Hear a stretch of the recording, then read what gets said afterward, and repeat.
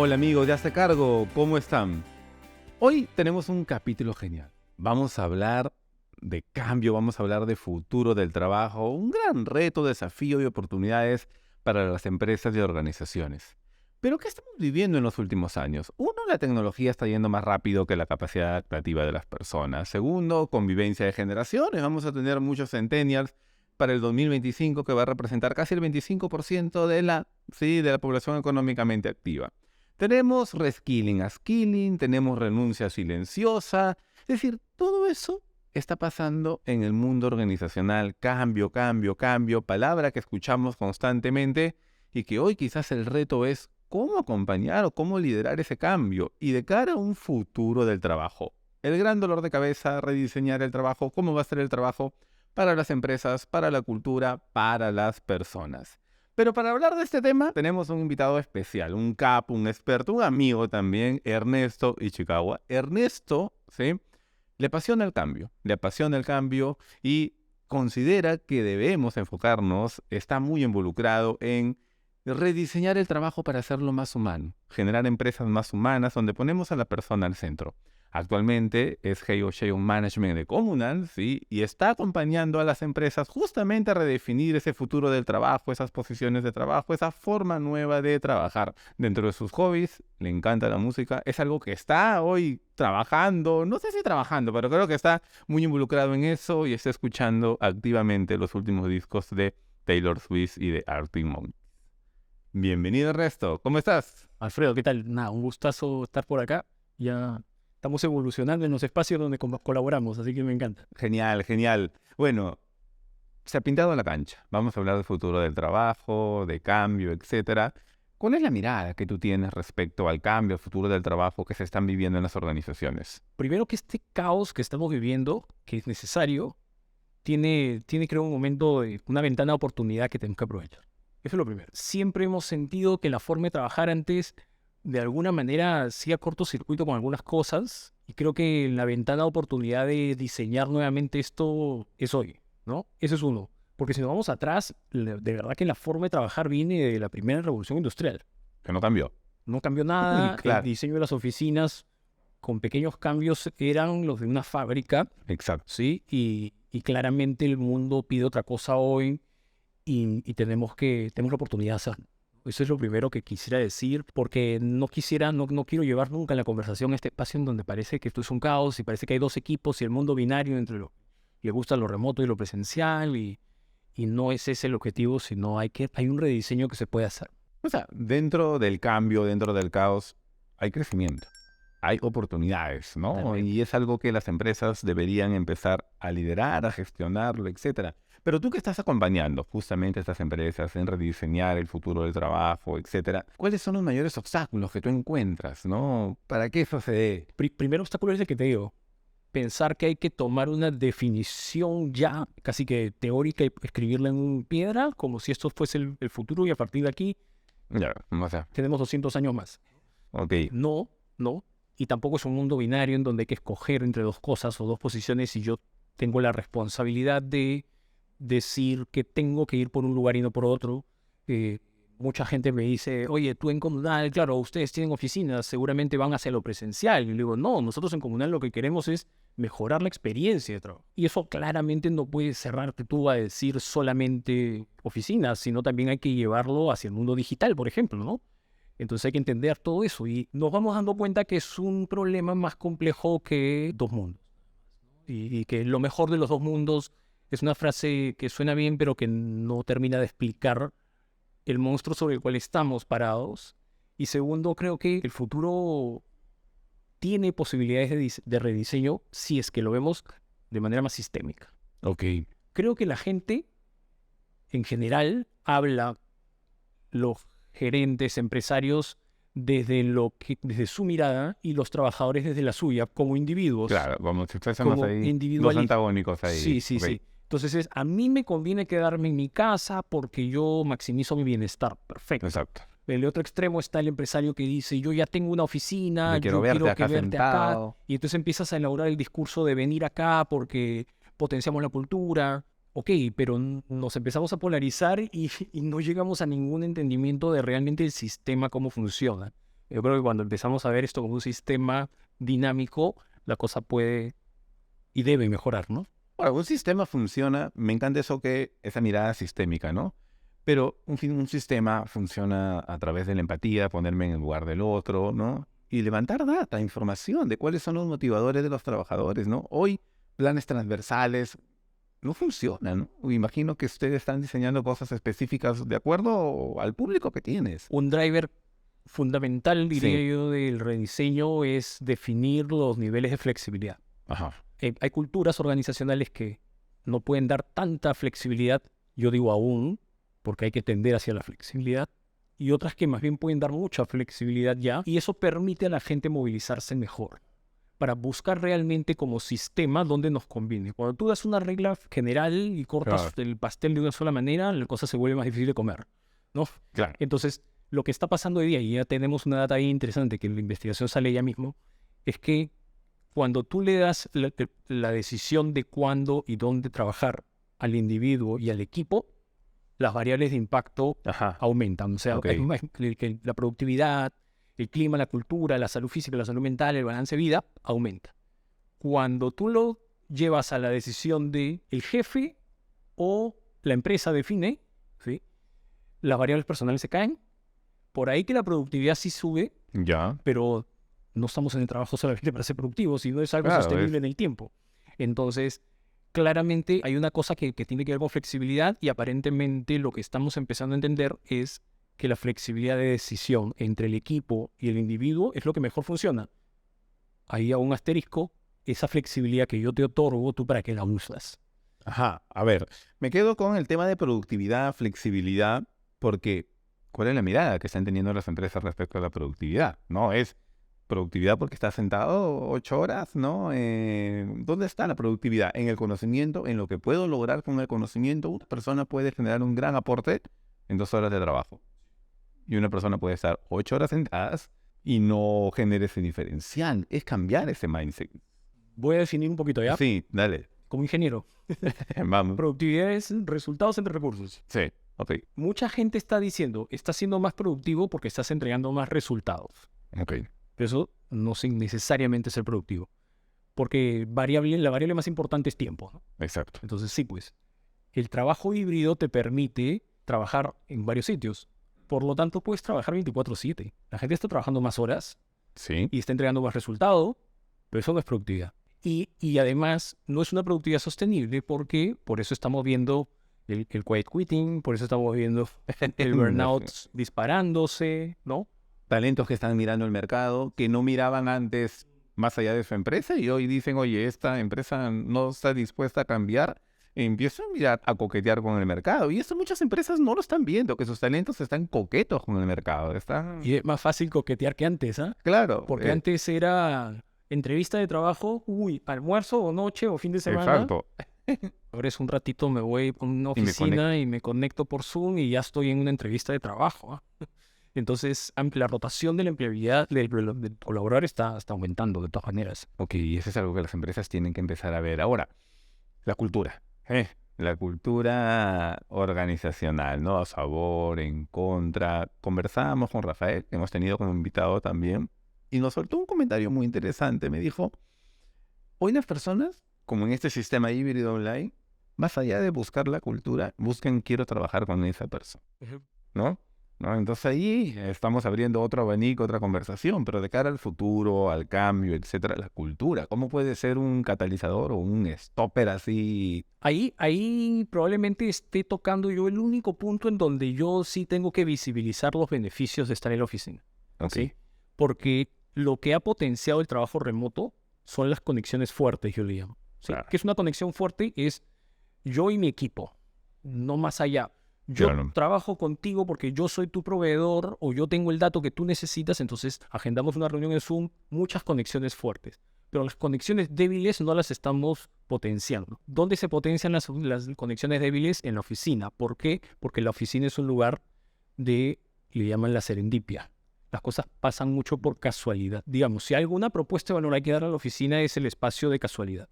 Entonces ahí sí uno tiene conversaciones de pasillo, conversaciones de elevador, frente al café, ¿no? Darnos una vuelta para almorzar, qué sé yo.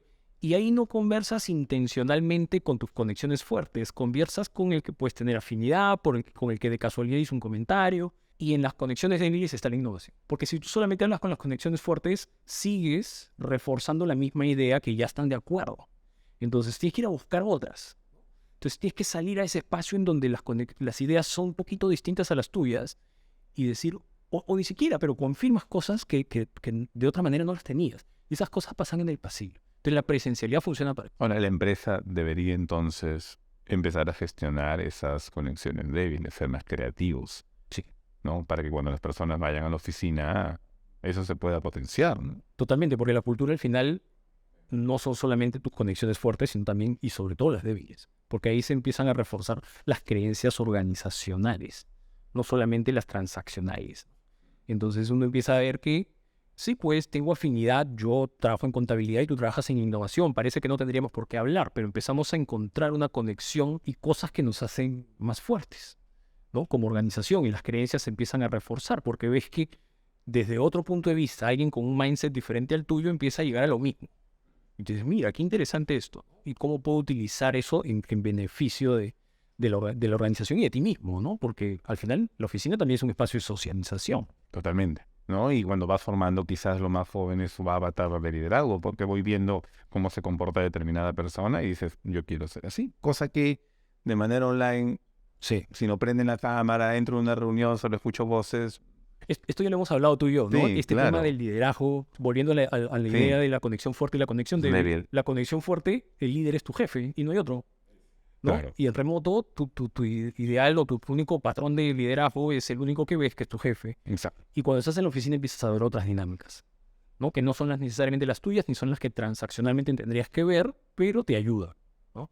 Entonces, no es tan sencillo porque empiezas a darte cuenta que es un sistema que necesita tener espacio junto también. Ahora, si hablamos del tema del líder, el rol del líder en todo este proceso de cambio, en el rediseño, ¿no? De las nuevas formas de trabajar, ¿no? Me imagino que te encuentras, no quiero decir líder o jefe, sino personas con patrones distintos, ¿no? Creencias que suman o restan. ¿Cómo lidiar eso? Conectándolo con el tema de rediseño. A mí me gustó mucho una analogía que decía de la gente de Explain, esta consultora grande, que también está muy metida en este rediseño. Decían, la primera temporada fue la temporada de recursos humanos, ¿no? Post pandemia fue, oye, recursos humanos, rediseñemos el regreso a la oficina, ¿sí? Pero la segunda temporada ya es la temporada de las cabezas de los equipos, Ajá. ¿no? En donde son ellos los responsables de sacarle el máximo provecho a este nuevo entorno. Pero la tercera temporada es la temporada principal, creo yo. Ahí donde se cierra esta serie. Es donde todos nos hacemos intencionales en la toma de decisiones para Ajá. sacarle el máximo provecho al sistema, ¿no? Ok. Entonces, tenemos que ir pasando las temporadas. Lo que a mí me preocupa es que muchas empresas se han quedado en la primera temporada, regresaron a la oficina, Recursos Humanos hizo un buen trabajo, Sí. y lo que pasó fue, bueno, ya se acostumbraron. Sí. Y ya está. Ok. Ya está. El tema, damos por concluido el tema del futuro del trabajo y diseño del trabajo, y ahora vamos a lo estratégico, ¿no? Y de pronto, esta promesa de lo que dije al principio, lo mejor de los dos mundos, termina siendo lo peor de los dos mundos, y no nos damos cuenta hasta que primero la rotación empieza a crecer, Exacto. la Esas señales. experiencia, el engagement, empiezas a decir qué está pasando acá, la productividad. Un día en tu P&L se va a encontrar que tienes un problema y dices, ¿dónde está el problema? Se fue incubando a poquitos, porque esto es un tema sistémico. Al final, cómo trabajamos es cómo entregamos valor.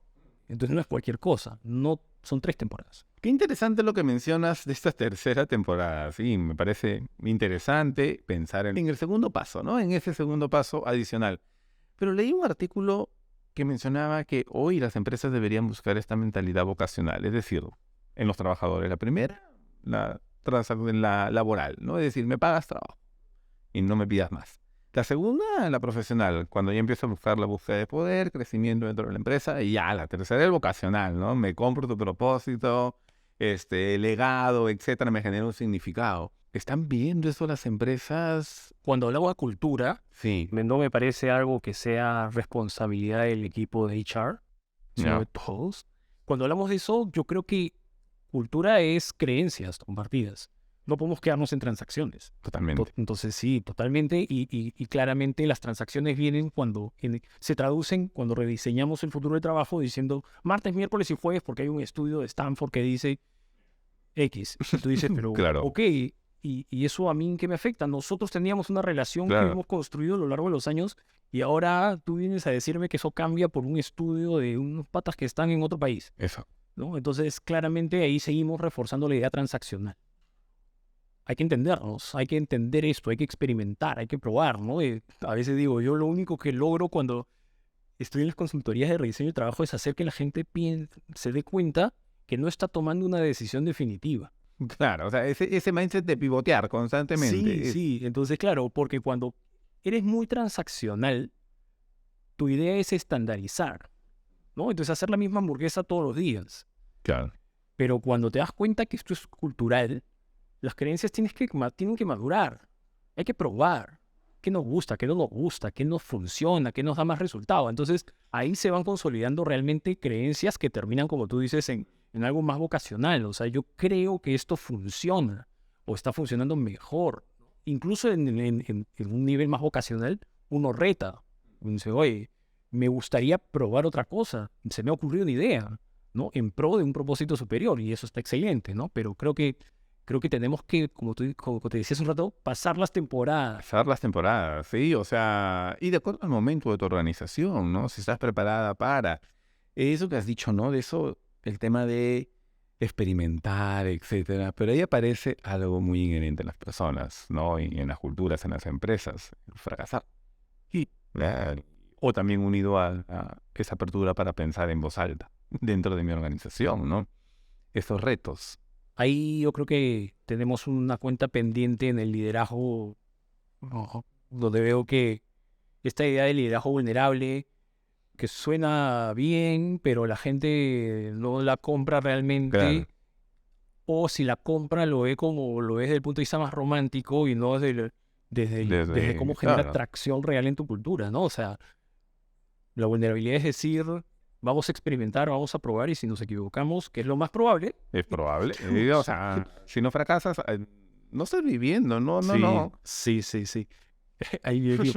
Hace poco escuchaba una frase de Drexler que decía, el error no es algo bueno o es algo malo, es una característica. Simple. Ajá, ok. Así es Entonces, simple. si tú quieres... No lo etiquetes. No, no, no.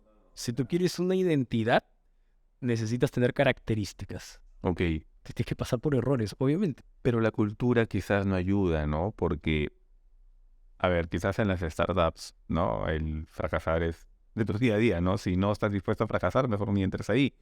Pero la cultura donde el fracaso se castiga, se cuestiona, ¿no? Etcétera. A veces frena eso un poco en Te el voy a tema de contar, cambio. te Sí, voy a contar con data. dale, me encanta. Porque para que no se entienda esto Sí, como un discurso sí, vacío, la investigación que hemos hecho en los dos extremos de impacto, este nuevo rediseño del trabajo tiene dos extremos.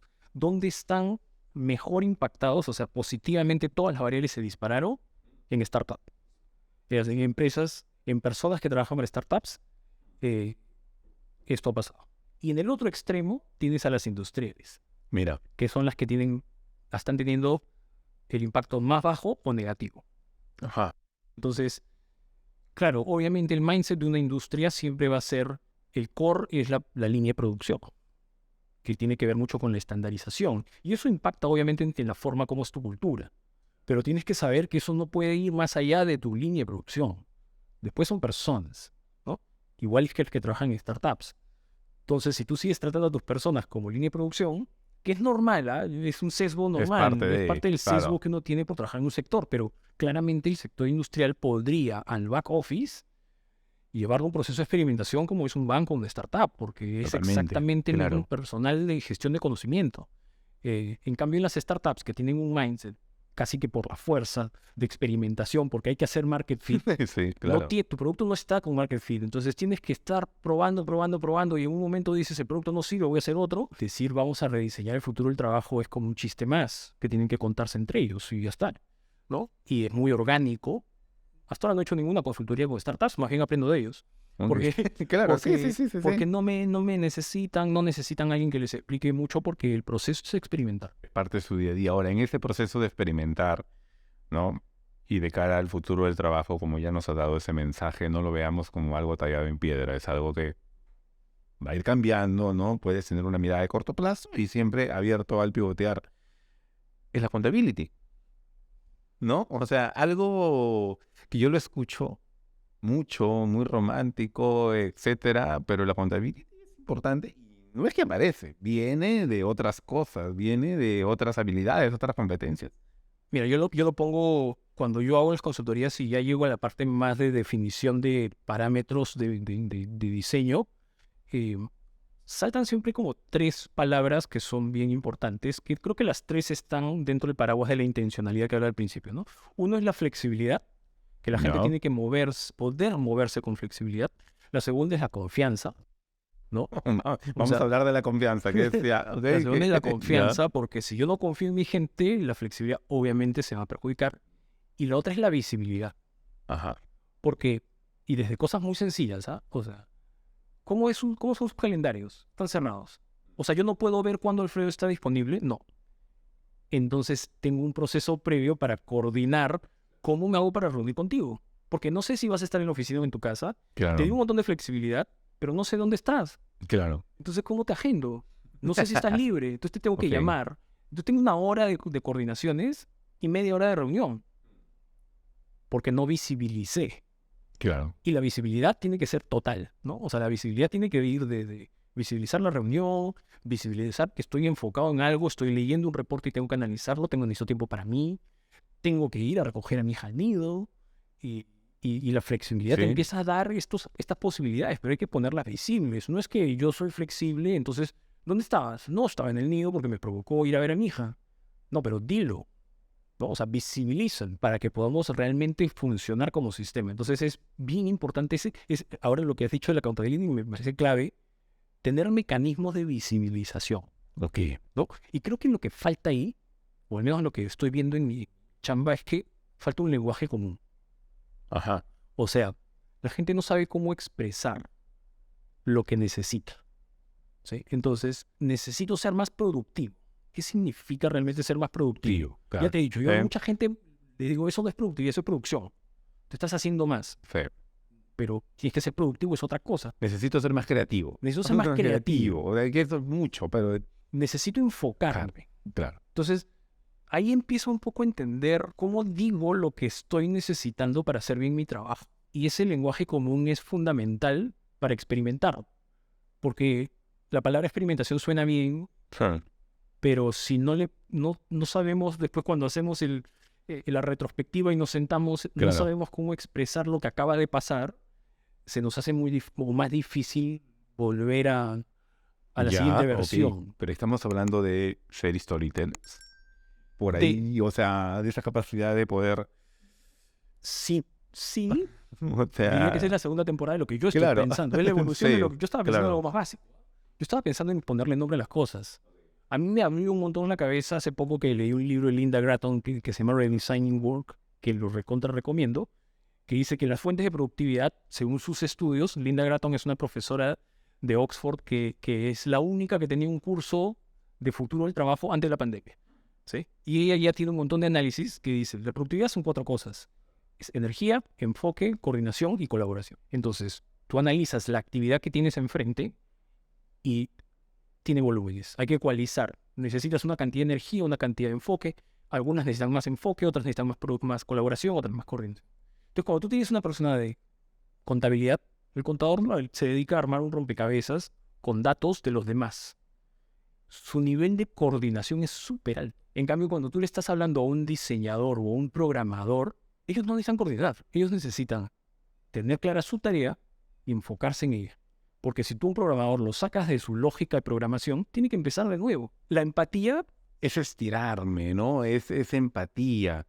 O sea, me encanta. Ahora, salió un estudio de Harvard que decía que la empatía no es suficiente y tienes que ser compasivo. Es decir, ya me puse en tu lugar, Ernesto, ahora me pregunto cómo te puedo ayudar. exactamente. Y eso tiene que darse en las empresas, ¿no? Eso es pensamiento sistémico. Ok, pensamiento sistémico con accountability, con muchas cosas más. Sí. No, la empatía no es un nice to have o una cosa No, de no, o soy buena sea, gente.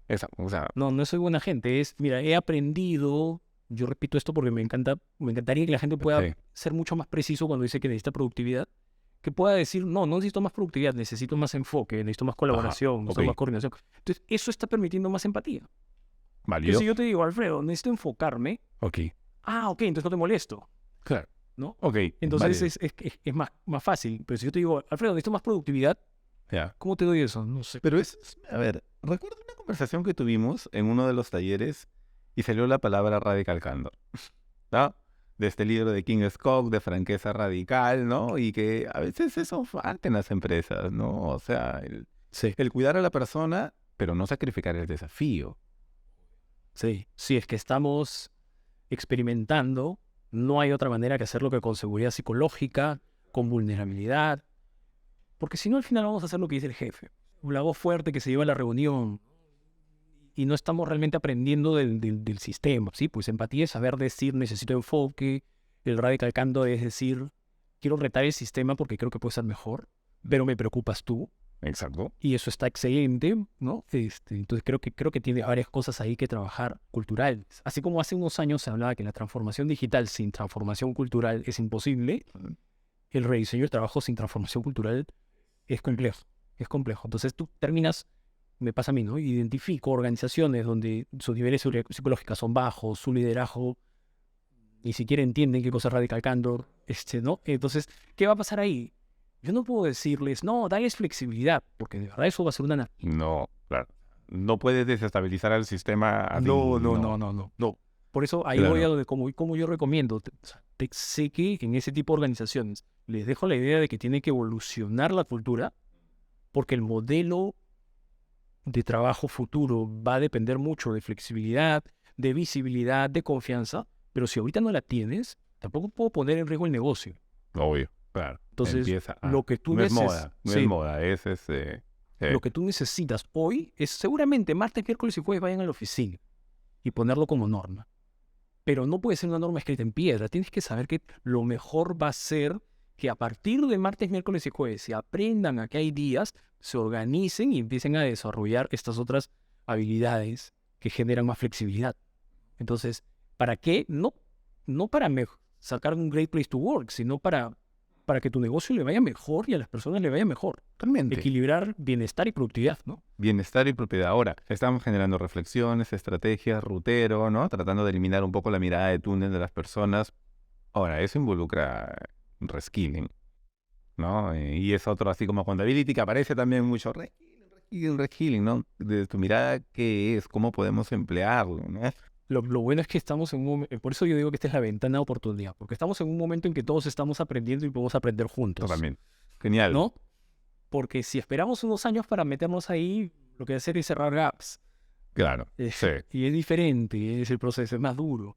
Ahorita estamos aprendiendo juntos y el proceso puede ser mucho más de co-creación y este es el momento.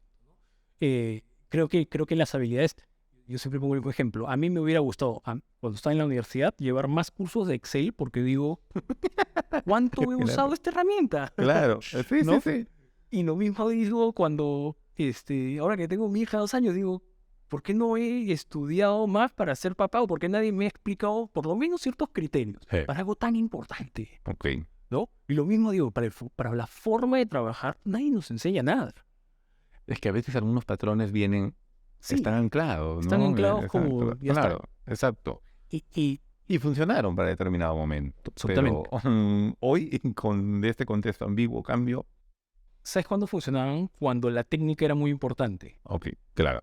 Pero la técnica no es tan importante hoy día porque tú le puedes preguntar al chat de GPT, Que está genial, ¿no? oye, ¿qué es esto? No Sí, entiendo, y te exacto, responde. Entonces, sí. sí, pues, ¿qué cosas, qué habilidades te van a quedar a ti para poner en la mesa que la inteligencia artificial no puede hacer? Ah, Ese debería ser el reskilling que tú tienes que cuestionar, totalmente, ¿no? exacto. O sea, yo me tengo que diferenciar, no de que se sienta a mi costado, No, sino no, de la computadora que ahora puede hacerlo exacto. solo. De cómo mi trabajo puede ser reemplazado por un software, Sí. ¿no? Y claro, aparecen otros trabajos, pero necesitas otra formación, otras competencias, otra manera ¿Cuáles son mis de... barreras de entrada para la inteligencia artificial? Ahora, eso de mencionaste a tu hijita, me parece genial, ¿sí? Porque es una generación, sería alfa ella, creo, sí, alfa, ¿no? Ya. Pero hablemos de los centennials, ¿no? Que quizás esa turbulencia y convivencia generacional que suele darse en las empresas de cara a este futuro del trabajo. Los centennials van a ser el 25% de la pega de acá nomás en 3 años.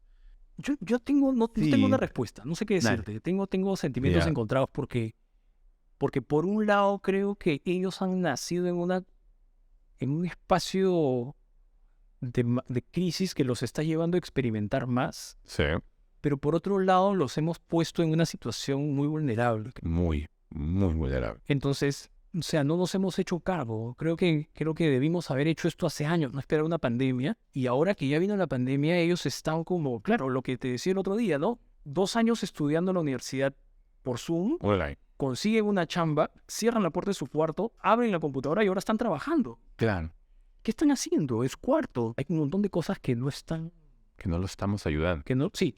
Pero por otro lado les estamos generando resiliencia, o sea, tienen un nivel de resiliencia o un nivel de intolerancia a ciertas cosas que nosotros toleramos. Toleramos. Decimos, ya, Sí, no, ahí está, déjalo ahí, si no está roto, no hay que arreglar.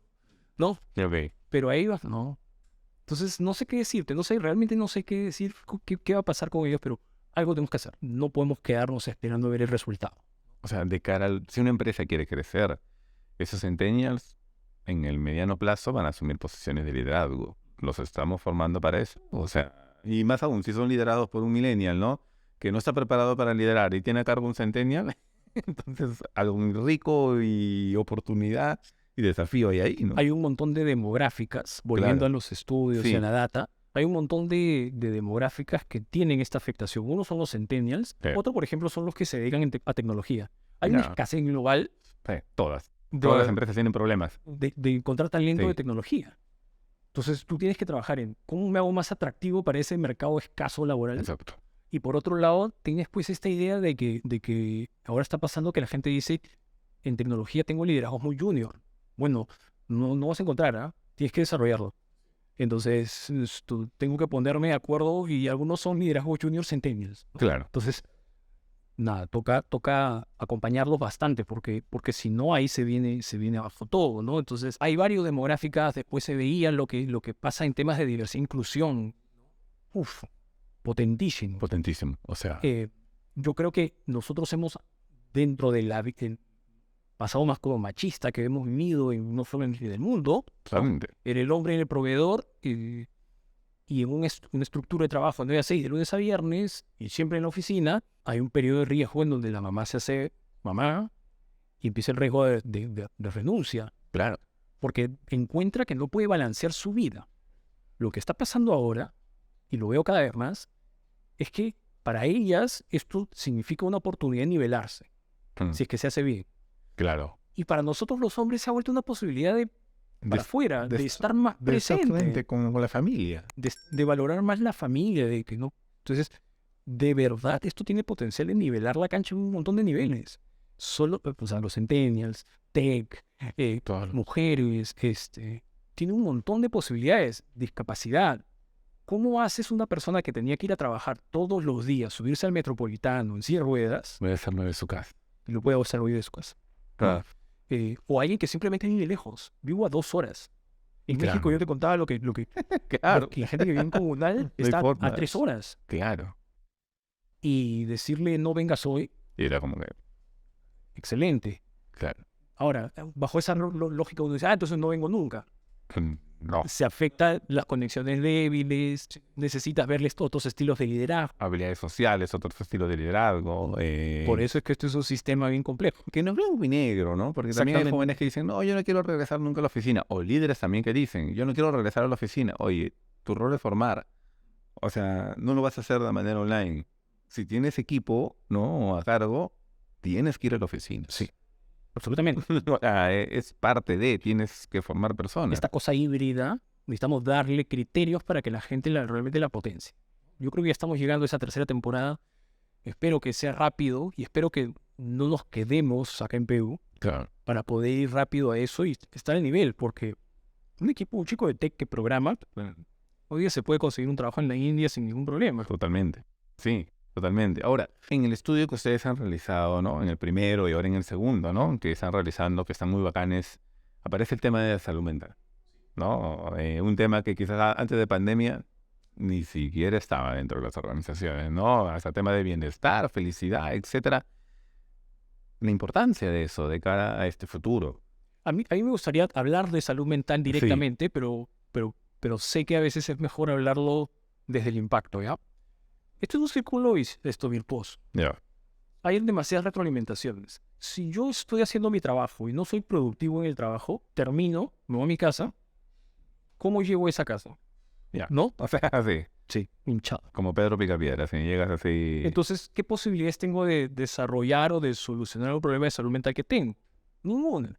Entonces, la productividad impacta mi salud mental de Sí. todas maneras. Y al revés también, claramente, si yo estoy por un proceso de depresión o de ansiedad, que es una enfermedad como estar resfriado, y no lo trato, ¿qué posibilidades tengo de ponerme al mismo nivel de productividad de otra persona? Nos tenemos que hacer cargo, como se llama el Claro, podcast, ¿no? exacto. O sea, Nos tenemos que hacer cargo, porque no podemos solamente seguir en la lógica de, bueno, chamba es chamba, y de la puerta para adentro es una cosa y de la no, puerta para afuera es otra, ya no funciona. cuando en realidad somos seres humanos que desde que se abrió el Zoom y atrás aparece tu esposa, tu hijo, Abriste tu casa. ya abriste tu casa, entonces ya abriste tu mundo personal, y no podemos hacer como que no lo vimos, Por eso está unido también al tema que mencionaste, muy importante, de la vulnerabilidad. por supuesto. Porque si es una cultura que no pone la vulnerabilidad sobre la mesa, ¿cómo alguien se va a atrever a decir, no me siento bien? Te lo digo ¿No? como un síntoma. Sí, Te lo digo como un síntoma con el cual yo no estoy de acuerdo. Muchos líderes van con la idea directa, casi mandatoria, de tienes que prender tu cámara. Es un proceso de vulnerabilidad. Lo que pasa es que él no se da cuenta. ¿Por qué no prendo mi cámara? Hazte esta pregunta. ¿Qué cosa es lo que no quieres mostrar? Sí, yo sé que a veces es un tema de flojera, ya, de mal desempeño. sí. A veces pasa lo otro. Y si no nos damos 5 segundos para pensar que puede estar pasando algo de eso, abrir la cámara es un proceso de vulnerabilidad que no todos quieren pasar. Por eso esa gente prefiere ir a la oficina. ¿Por qué? Porque se siente más protegido y no quiere exponerse. Entonces guarda en Cuba un malestar que un día salta. Y después cuando salta no entendemos de dónde vino.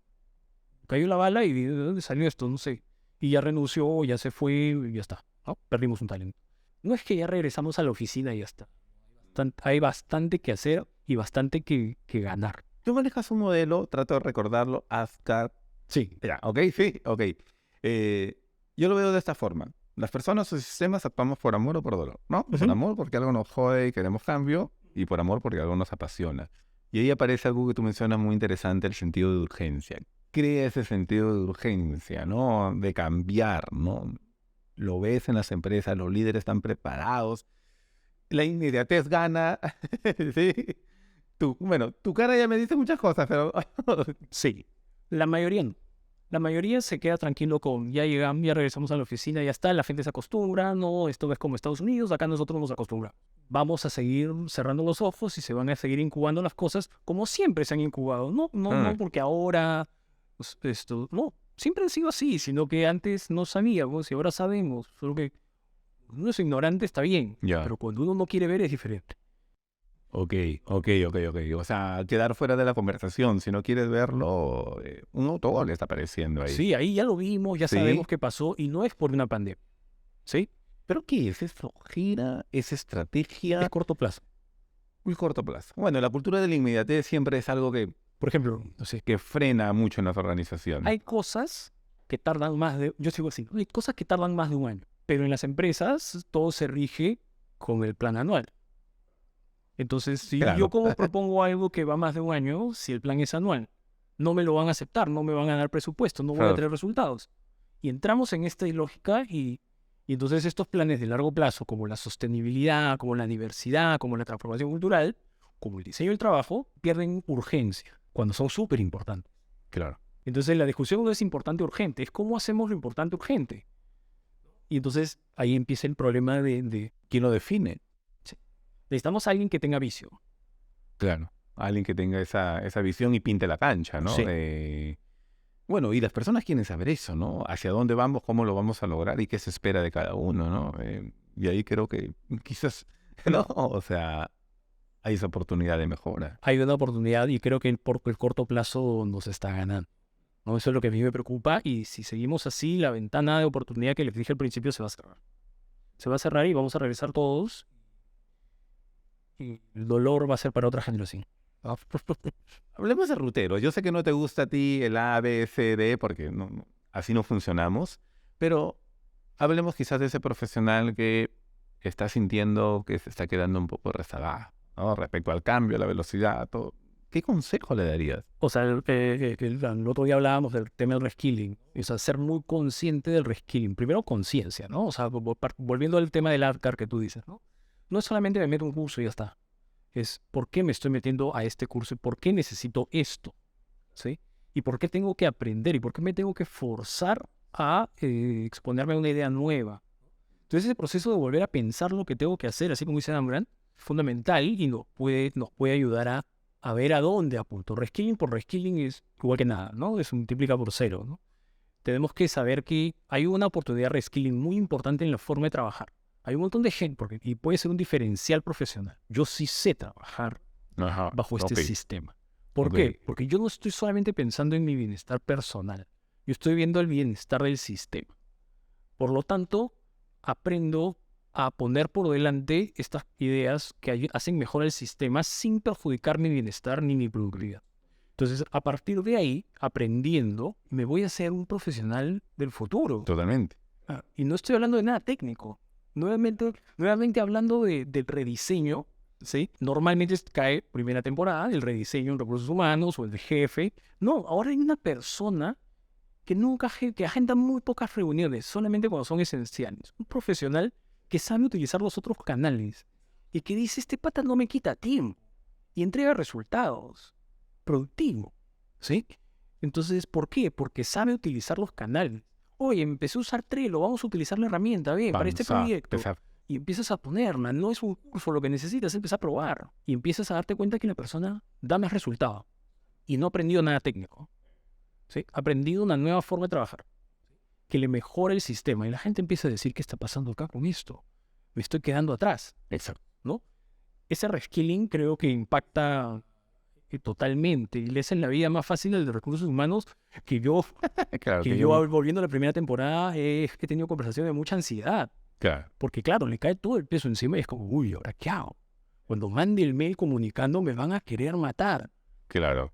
Pero el problema no era él, es un tema sistémico.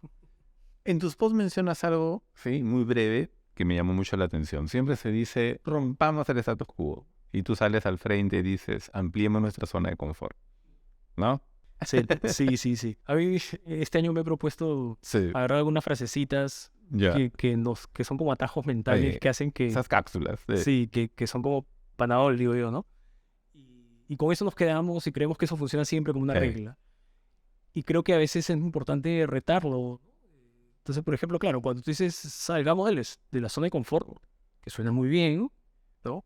Es siempre hay que estar fuera de la zona de confort. O sea, hay que vivir incómodos. Que desgasten. O sea, insostenible. Sí. En innovación hay una cosa que le llaman etapa de exploración y etapa de explotación. Eso quiere decir que estoy un rato fuera de mi zona de confort explorando, pero cuando encuentro las herramientas en el proceso, por ejemplo, hablando del individuo de reskilling, paso a la explotación. O sea, esas herramientas tengo que explotarlas. Claro. Y hacerlas que me den renta no dinero, o sea, que me renten un resultado a mí. Me hagan sentir mejor, me den propósito, me den dinero. Entonces estuve aprovechando ese momento que además que es cómodo, que está bien estar cómodo, ¿no? Y que nos hace explotar. Entonces hay que hacer el reskilling y después explotarlo. Hay que salir un ratito de la zona de confort y luego usarla, ampliar. Y estar en ese proceso constante, porque si no parece que lo que está bien es... Ahí el mensaje que sale por debajo es la incomodidad está bien, entonces regresa a la oficina. No, qué incómodo. No, qué incómodo, ¿qué? Hay que salir de la zona de confort. Claro. Y no se usa para todo, hombre. Ese equilibrio. Ese equilibrio dentro del desequilibrio. Dentro de... Sí, no, parece... A mí me dicen, oye, ¿y qué hacemos? Yo siempre digo, bueno, mis consejos son malísimos porque el equilibrio, un poco de los dos. Exacto. Ese parte de... A ver, vamos con un ping-pong, Resto. Te digo una palabra y no. ¿Sí? Cambio. Para mí es pasión, es vida. Reskilling. Hoy es una necesidad. Centennial. Hay que hacernos cargo. Yo te hablo desde mi posición de no centennial. Líderes. Aprendizaje, hay que aprender. Cultura organizacional.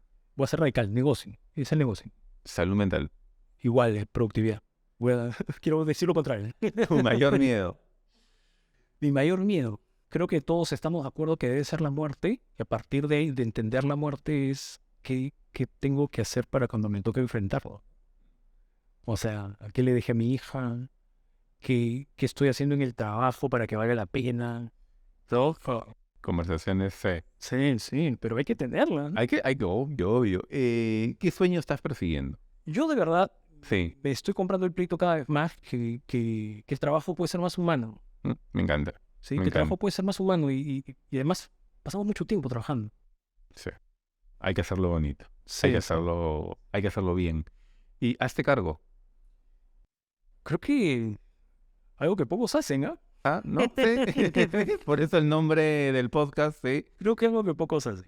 Genial. Muchas gracias, Ernesto. Muchas gracias, amigos de Hazte Cargo, por habernos acompañado hoy en este capítulo. Fue tal como lo soñé, lo pensé, lo diseñé, ¿sí? Donde no haya ruteros y no haya reflexiones. Ernesto nos ha hablado de reskilling, de upskilling, de salud mental, ¿no? De ser curiosos, de formarte, etcétera. Las cosas van a seguir cambiando, ¿no? Pero generar esa conciencia, como bien dijo Ernesto, ¿no? De qué tipo de persona profesional necesito ser hoy con una mirada de corto plazo, no en piedra, ¿no? Sino para empezar a construir y generar ese rutero de acciones y dar mensajes al mundo profesional que estamos preparados para liderar o acompañar los cambios, si es un no negociable. Así que muchas gracias por habernos acompañado, muchas gracias, Ernesto, y nos vemos en el próximo capítulo. Gracias.